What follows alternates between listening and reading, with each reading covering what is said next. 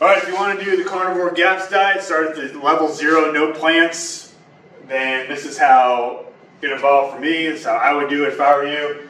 Number 1, your meat selection, just get ruminants. Don't mess with any pork, chicken, duck, fish. Just get things that eat grass. Beef's the easiest, but goat, whatever, work also. All right, beef's also the cheapest. And I didn't have any problems with beef. You know, I avoided it. I did lamb broth. The lamb's more expensive, it doesn't taste as good. Beef is fine. Once I did the beef again, I had no problems. All right, I would have done beef from the beginning if I had to do it again. All right, the parts you're gonna buy. I'm gonna get butcher bones. These are cheap, $2 to $6 a pound. All right, the organs. These are also cheap, and they're nutrient dense. You want to get this. You have to eat this. Eat it. Eat it raw. We'll get there. Tallow, calorie source. You're gonna get raw fat rendered into tallow. Don't buy tallow from the store because it's not trustworthy. They high heat treat it, or high heat render it. You have to make yourself a low heat rendering. Steaks, get these. You can get them cheap at Grocery Outlet. You eat those raw. And then brisket. These are the calorie source. Also gets some chew. It's good to have. Chewing, you need to chew your meals. Right? Chew a lot. It's good for facial development and digestion. All right, and if you can't afford it, these aren't that expensive, but they're more expensive than butcher bones. Get yourself some brisket, shank, short rib, some tough sinewy part that you have to boil. All right, so you're gonna eat stuff boiled and raw. All right, you're gonna eat raw organs. I eat them frozen, slightly defrosted. So I freeze them, or they come frozen, and then I slightly defrost them. I cut them up into cubes, and then I eat the cubes. Put it back in the freezer, let them refreeze, and then I take the cubes out with every meal. I do a lot of kidney and heart. Those are good ones because they're fatty, give you calories, but you might need to do liver. If you get some pancreas, that's good. You get some freeze-dried organs. A lot of organs. The more, the better.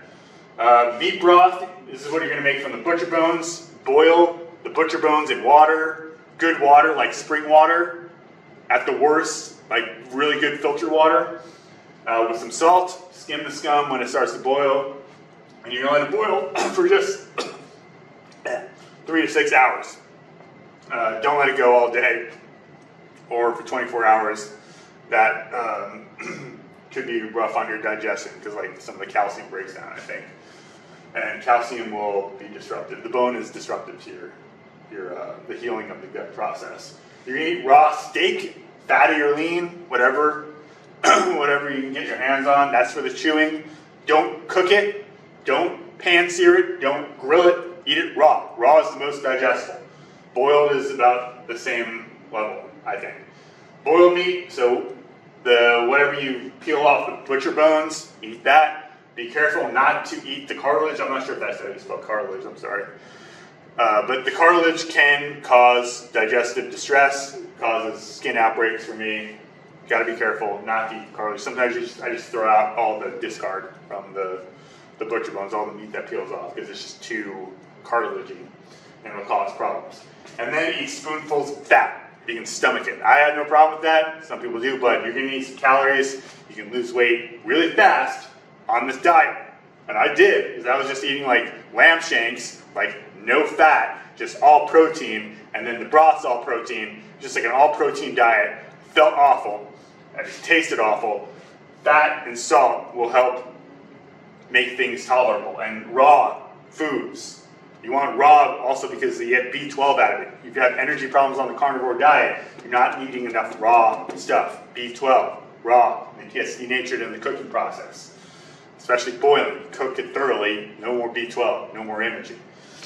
All right, and then from here, the next thing I would add is surprisingly dairy, but it's got to be raw dairy, it's got to be fermented dairy, kefir's the easiest, and it's a potent probiotic, and it can't be cow dairy, it's got to be goat or sheep, or if you can get your hands on deer milk, but I've never heard of that.